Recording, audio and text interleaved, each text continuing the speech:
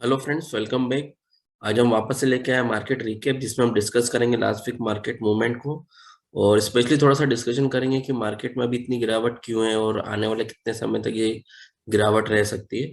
So start करते हैं अपन Nifty से। सो अगर अपन बात करें तो लास्ट वीक निफ्टी के लिए काफी डाउनफॉल रहा है, लगभग 3% की गिरावट हुई। अगर आपने मेरा पास लास्ट वीक का अगर आपने वीडियो देखा होगा, जिसमें मैंने मेंशन किया था कि हो सकता है मार्केट में हमें करेक्शन देखने को मिले। सो इस तरह का कुछ चीजें हमें देखने को मिली भी है, लगभग 3% के आसपास गिरावट देखने को मिली है।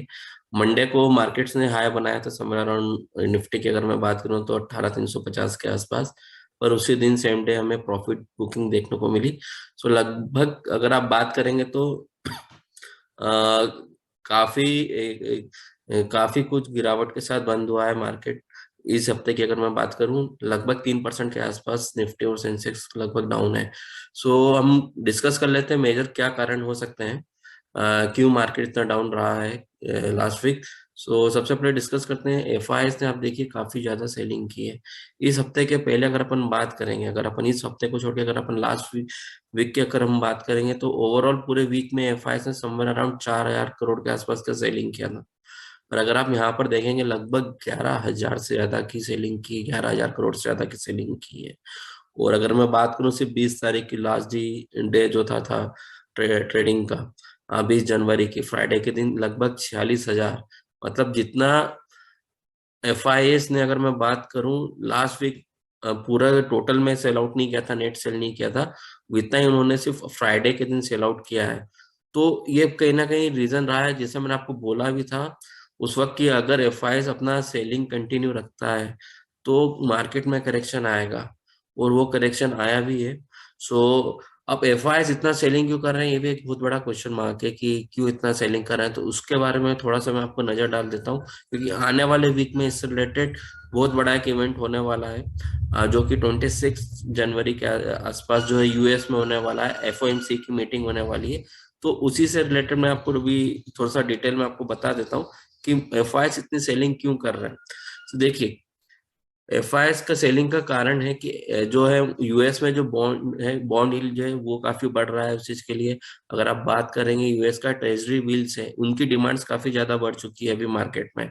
उसका कारण ये है कि काफी, अगर जैसा भी मैंने कहा आपको कि 26 जनवरी को जो है एफओएमसी का मीटिंग है, तो उसमें हो सकता है कुछ हार्ड डिसीजन ले सकते हैं। जैसे पास में भी उन्होंने कहा है कि 2022 में काफी ज्यादा इंटरेस्ट रेट बढ़ाएंगे।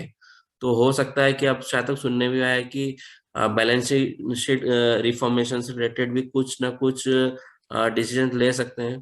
तो उसके कारण क्या हुआ है कि बॉन्ड्स में भी जो है काफी ज्यादा डिमांड बढ़ी है उस चीज की। सीधा सा कारण है, मैं आपको थोड़ा सा यहाँ पर समझाने की कोशिश करता हूँ कि बॉन्ड्स में ही क्यों इतनी डिमांड बढ़ रही है। बॉन्ड्स में डिमांड बढ़ने का कारण ये है कि देखिए दोस्तों, जनरली जब हम कोई शेयर्स बाइंग करते हैं, तो प्राइस राइज के अलावा, अगर किसी भी शेयर्स के प्राइस के बेनिफिट्स के अलावा हमें एक बेनिफिट मिलता है डिविडेंड का। उसी तरह से कोई भी अगर आप बॉन्ड या डिबेंचर्स आप खरीदते हैं, तो वहां पर इन्वेस्टर्स को बेनिफिट्स मिलता है, इंटरेस्ट का एक फिक्स इंटरेस्ट मिलता है। ठीक है। तो कहीं ना कहीं अब क्या हो रहा है यहाँ पे कि इंटरेस्ट जो है यूएस में बढ़ा है, तो कहीं ना कहीं बॉन्ड में जो है अर्निंग की अपॉर्चुनिटी बढ़ी है। ठीक है। अगर मान के चलिए, फॉर एन एग्जांपल लेते हैं कि अगर लेट सपोज अगर अभी वहां पर interest rate, for an example अगर अपन बात करें 10% है, अगर बढ़ के वो 12% या 13% होता है, तो समवॉट समवेयर अराउंड वहां पर अर्निंग की अपॉर्चुनिटी बढ़ रही है इस चीज के लिए। तो इसके कारण वहां पे बॉन्ड्स यील्ड और अगर अपन बात करेंगे स्पेशली यूएस ट्रेजरी बॉन्ड्स के जो है या ट्रेजरी बिल्स के जो है डिमांड्स काफी ज्यादा बढ़ रही है। अब आप लोगों के माइंड में क्वेश्चन और आएगा कि क्यों वहां पर इंटरेस्ट रेट हाइक किया जा रहा है, क्या कारण हो सकती है, या फिर क्यों इस तरीके से जो है काफी जो है मॉनेटरी पॉलिसी में काफी ज्यादा स्ट्रिक्टनेस दिखाए जा रहे हैं। तो उसका सिंपल सा एक रीजन है, वो है इन्फ्लेशन का। अगर आप देखेंगे यूएस में जो अभी इन्फ्लेशन रेट जो चल रहा है, समवेयर अराउंड 7% के आसपास पहुंच गया है, वो काफी हाई है। अधिकतर अगर आप देखेंगे यूएस में जो इन्फ्लेशन रेट होता है, वो समवेयर अराउंड जो रहता है 2 से 2.5% के आसपास रहता है। पर अभी 7%, जो काफी ज्यादा बढ़ चुका है। अगर आप नॉर्मली अगर आप एग्जांपल लेंगे, अगर आप देखेंगे पिछले 2 साल में, अगर आप देखेंगे स्टील्स के रेट्स काफी ज्यादा बढ़े हैं। क्रूड ऑयल अगर आप देखेंगे, अगर मैं इंडिया में, अगर इंडिया के हिसाब से अगर मैं बात करूं, क्रूड ऑयल जो कि उसका एक सब प्रोडक्ट होता है पेट्रोल। ठीक है, अगर आप देखेंगे 2 साल पहले पेट्रोल समवेयर अराउंड हमारे को 70 रुपए लीटर मिल रहा था। आज की तारीख में वही पेट्रोल हमारे को 110 रुपए मिल रहा है। तो वो क्यों? क्योंकि क्रूड ऑयल के रेट काफी बढ़े हैं। तो ये कहीं ना कहीं इन्फ्लेशन जो है यूएस गवर्नमेंट को, वहाँ का जो सेंट्रल बैंक है उनको कहीं ना कहीं काफी ज्यादा परेशानी क्रिएट कर रहा है। तो उसी को ही कंट्रोल करने के लिए जो इन्फ्लेशन रेट बढ़ाए गए हैं।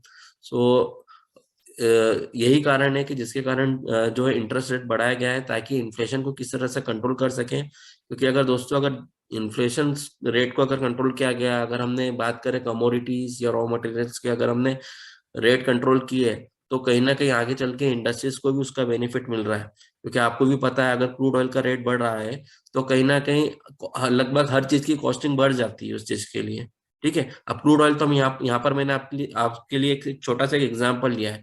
सिर्फ क्रूड ऑयल के ही नहीं रेट बढ़े, काफी चीजों के रेट बढ़ चुके हैं।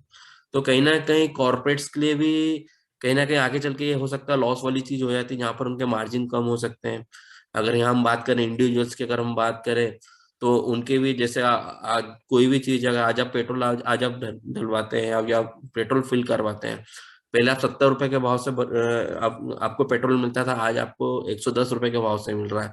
तो समवेयर अराउंड 40 रुपए का आपको ज्यादा खर्च करना पड़ रहा है। तो अगर इन्फ्लेशन कंट्रोल में आता है तो हो सकता है इन सारी कमोडिटीज के दाम आगे चल के कम हो। तो कहीं ना कहीं आपकी भी सेविंग होगी, और अगर एक इंडिविजुअल्स की या रिटेलर्स की अगर सेविंग होगी, तो डेफिनेटली वो अमाउंट बैंक में रखेगा, सेविंग करेगा उस चीज के लिए, या मार्केट में इन्वेस्ट करेगा। तो हो सकता है आने वाले टाइम के लिए अगर इन्फ्लेशन कंट्रोल होता है, तो वो मार्केट के लिए भी कहीं ना कहीं एक छोटा सा पॉजिटिव न्यूज हो सकता है। तो ये जो मैंने पॉइंट अभी आपके सामने रखा है, ये लॉन्गर पॉइंट ऑफ व्यू से। ऐसा नहीं है कि आज हमने इंटरेस्ट रेट बढ़ा है तो आज ही इन्फ्लेशन नीचे आ जाएगा, आज ही महंगाई दर कम हो जाएगी। समय लगा इस चीज के लिए। तो उसी के कारण क्या हो रहा है कि अभी जो है समवॉट जो है इंटरेस्ट रेट तो बढ़ रहा है, पर अभी शॉर्ट टर्म के लिए मार्केट यहाँ पे गिर रहा है। तो वही चीज हमने यहाँ पर देखी। अगर हम बात करें फ्राइडे को यूएस मार्केट में काफी ज्यादा गिरावट देखने को मिली, समवेयर अराउंड 2.75% नीचे क्लोज हुआ है मार्केट। तो उम्मीद की जा रही है कि शायद तक मंडे को इंडियन मार्केट्स में भी समवेयर अराउंड नेगेटिव ओपन हो सकते हैं, या फिर नेगेटिव स्टार्ट हो सकता है। सो अब यहाँ पर हम एक नजर डाल लेते हैं नेक्स्ट वीक क्या हम स्ट्रेटेजीज यूज कर सकते हैं, या फिर क्या ऐसे रेजिस्टेंस एंड सपोर्ट्स बन रहे हैं मार्केट में, specially Nifty point of view से। सो यहाँ पर अगर मैं बात करूंगा तो निफ्टी का जो एक मेजर सपोर्ट बन रहा है समवेयर अराउंड 17,380 के आसपास दिख रहा है। अगर आप देखेंगे एसजीएक्स निफ्टी लगभग इसी के आसपास क्लोज हुआ है। मुझे लगता है कि अगर इसके नीचे अगर और क्लोज अगर इसके नीचे अगर मार्केट और जाता है तो सेकंड सपोर्ट समवेयर अराउंड 17,160 के आसपास बन रहा है। वहीं अगर मैं ऊपर में अगर रेजिस्टेंस की बात करूं तो समवेयर अराउंड 17,780 के आसपास, और फिर सेकंड रेजिस्टेंस जो बन रहा है वो 18,000 के आसपास बन रहा है, आप कह सकते हैं 17,950 के आसपास बन रहा है। सो मेरी एक्सपेक्टेशन है कि मार्केट हो सकता है मंडे को नेगेटिव ओपन हो, पर एक अपॉर्चुनिटी रहेगी। बाइंग ऑन डिप्स में हमेशा प्रेफर करता हूँ इस चीज के लिए कि वापस से हमें एक अगर अपॉर्चुनिटी मिल रही है तो हमारे को ग्रैब करना चाहिए। सो इस वीक के लिए इतना ही। मिलते हैं नेक्स्ट वीक के लिए। Till then, thank you.